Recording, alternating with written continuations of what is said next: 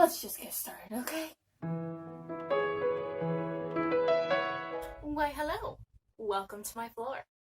I was gonna try to figure out some cutesy arrangement to, film all of this, but I don't have time for that, and I have a lot of stuff to get through. So I figure the best way to do this is I'm just gonna talk while I pack. That's the plan. Answer any questions that people have been asking me about the whole moving situation.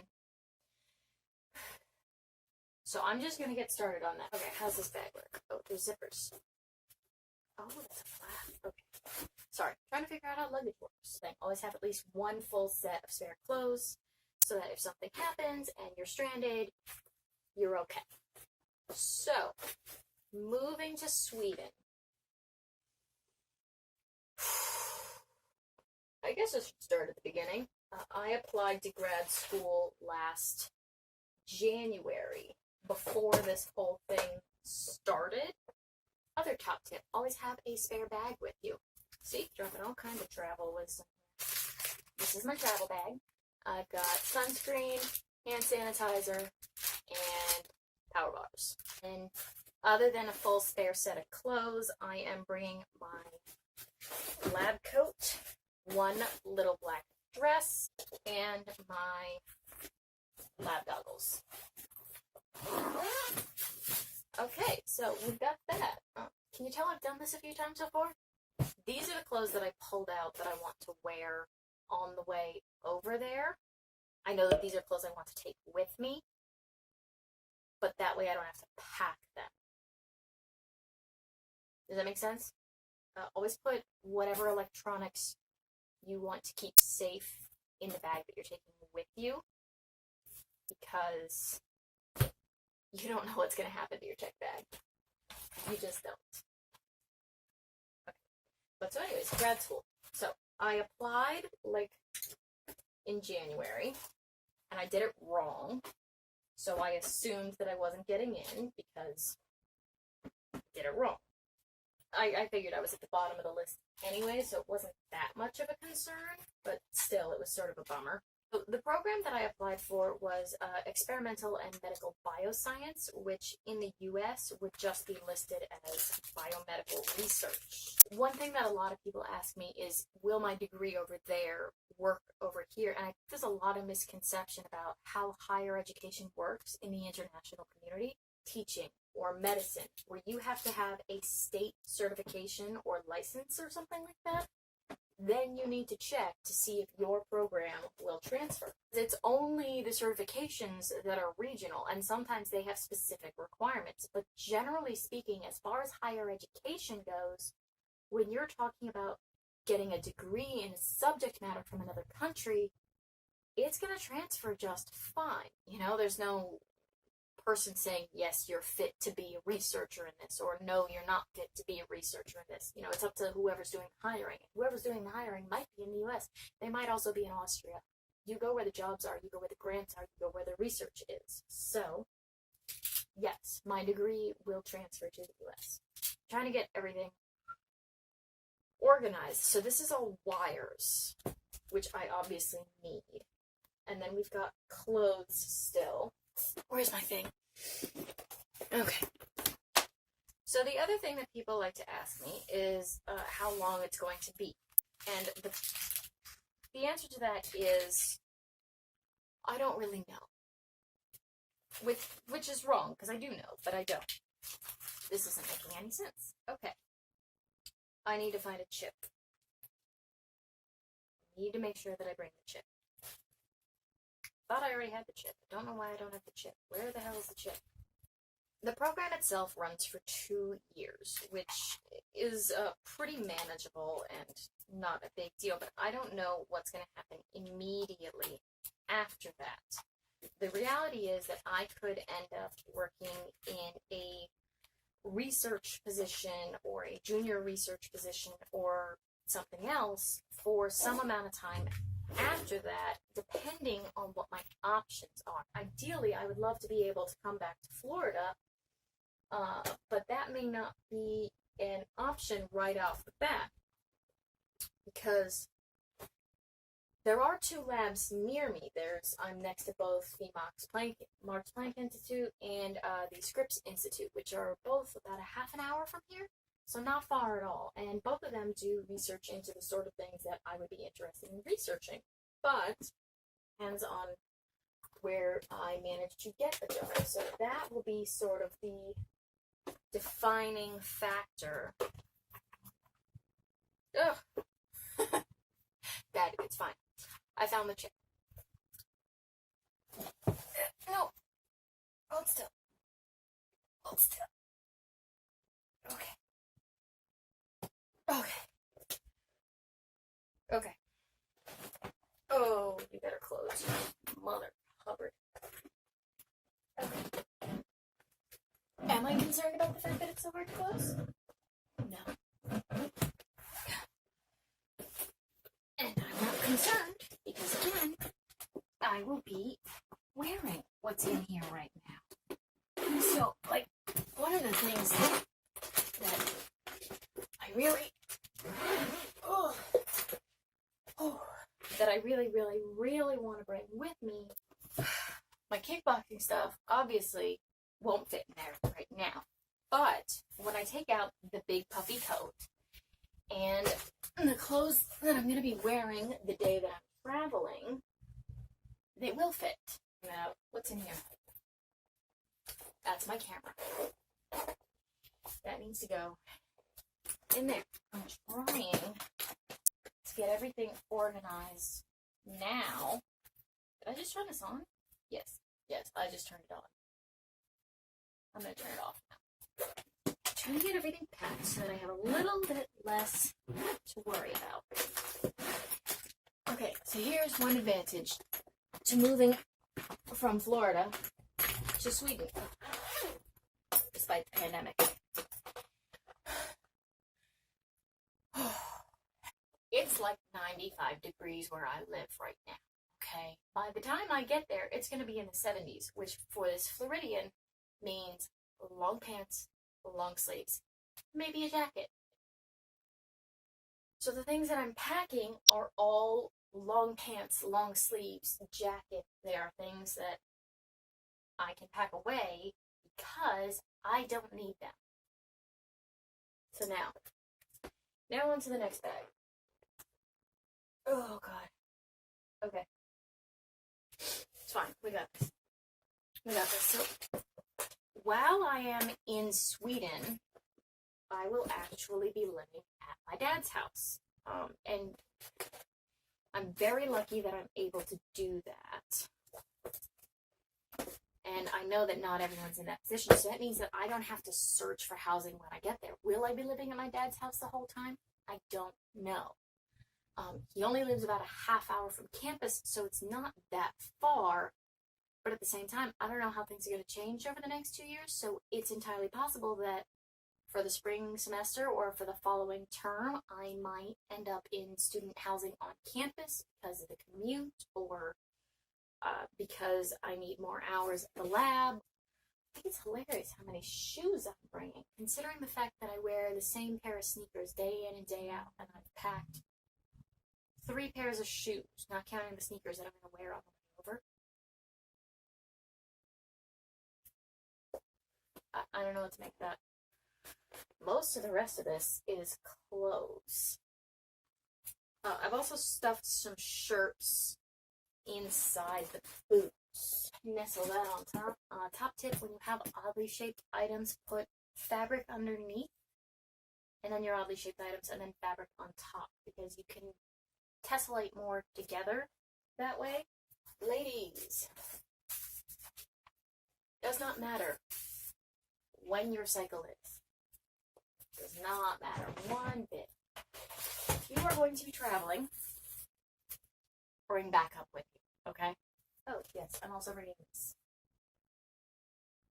You can't expect me to go to grad school without my official Starfleet uniform. Who do you think you're talking to? Honestly. Here's some more underwear. Underwear is great for shoving in gaps. I've never understood people who travel and keep their underwear all neatly folded, because it's like, well, why? Just wedge it in the corners between your other stuff so you have more room. I'm on Marcus's stream now. So, I'll be back. So, makeup is sorted. I got most of the clothes in there. I have a couple of big squishy sweaters and stuff left, and some more underwear filler. I need a list of the things that I'm going to need to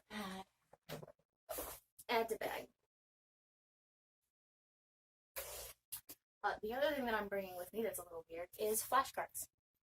So last time I was in Sweden, I could not, for the life of me, find flashcards anywhere. And I need these. They are one of my most useful study tools. Like, they just work for me. And considering I've already got a raging case of imposter syndrome going, I'm not going there without flashcards. So I am bringing flashcards.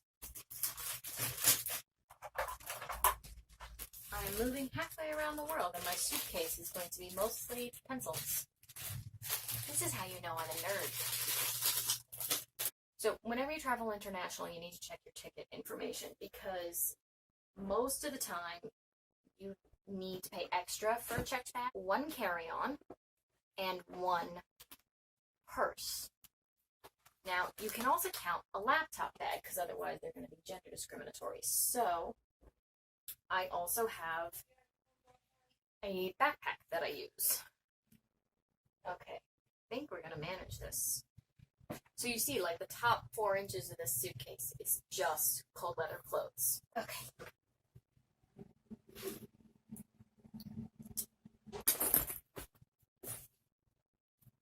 Oh, I forgot about this. Okay. Kids' books so that he could give them out to relatives and cousins in Sweden, because he was all excited when I published. Some of you may be wondering why I'm not using the outside pockets. And that's because I don't trust them. So, let's see. Where's the extendy zipper? Okay. Okay, so this one closed a lot easier. Oh, God. Okay. Okay. Oh. It's under 50 pounds. 42 or 43 pounds. So, the only things I have left, oh, God, are things that I'm still using. And I have a list of the things that I need to add. So I can tuck these away, and that'll be one less thing for me to worry about. I'm going to be in 3 different airports on 2 different airplanes for an extended period of time.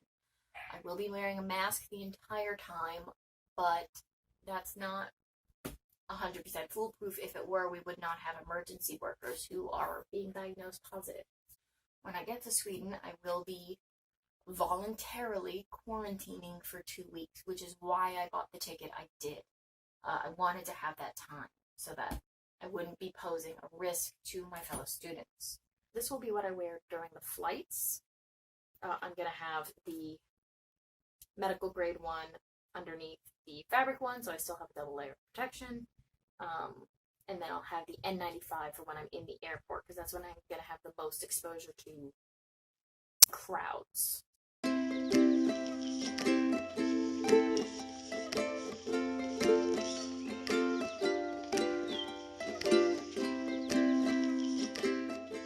Sometimes people like to give you a hard time for bringing a backpack as your purse, but you're allowed to have a laptop bag, and I'm sorry, I'm not spending another $40 on a bag. So then in the backpack, I'm bringing an extra bag. This is something that you should always do. These fold up to nothing. Just bring one. What I'm actually doing is I'm folding it like this and putting it in the bottom of the bag, because that way the laptop, when it's in, there's an extra layer of protection between the laptop and the ground. So this is going to hold my laptop. It's going to hold my pencil bag. The masks and all that are going in the little purse, which again, I can just slide in there when I'm done. I have in here also a backup mini USB charger. I do have a big USB block that my mom and my sister-in-law got me, which is phenomenal. But I've got that one in the bigger suitcase. And then this one is just for like my phone and stuff. That's pretty much it. So the big thing for me is going to be trying to get from Florida to Sweden in one piece. Slight problem, and something I'm trying not to freak out about because there's nothing I can do about it. I have 2 passports, one for America, one for Sweden. In an ideal world, I would have already been to Sweden this summer and would have renewed my Swedish passport. It expired 8 days ago.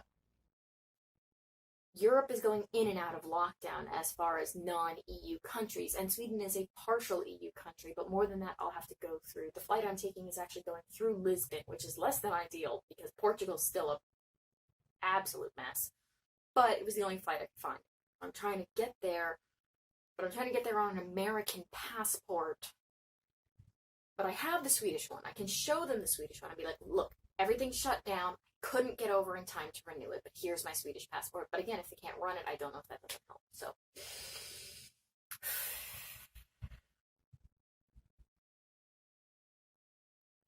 I'm trying not to freak out about it because it should be fine.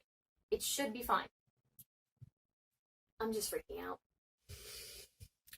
I'm just freaking out, which is completely unnecessary because there's nothing I can do about it. So I have to believe it's going to be fine, because if it isn't, my freaking out about it will do nothing productive. And I'm just making myself upset. So I need to stop. But at the same time, I am being very cautious on this side as well, because the airports are introducing more security. The airports are doing... I'm getting so upset I can't talk. Okay, just give me a second. Just give me a second.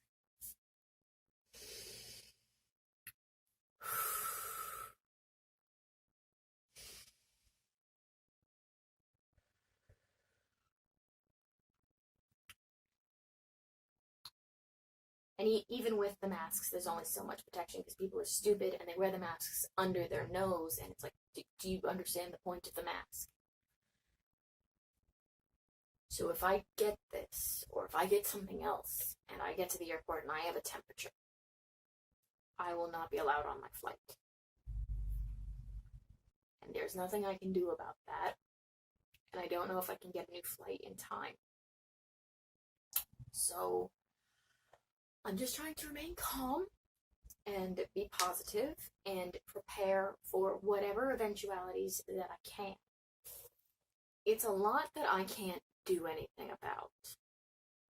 And at the same time, I planned on going with enough time that I could self-quarantine. But if something happens and the flight is rescheduled or canceled, which has happened a lot, my dad's flight got canceled 3 times, then that will no longer be the case. As long as I can get to Sweden by the 27th, it will be okay. So that's where I am.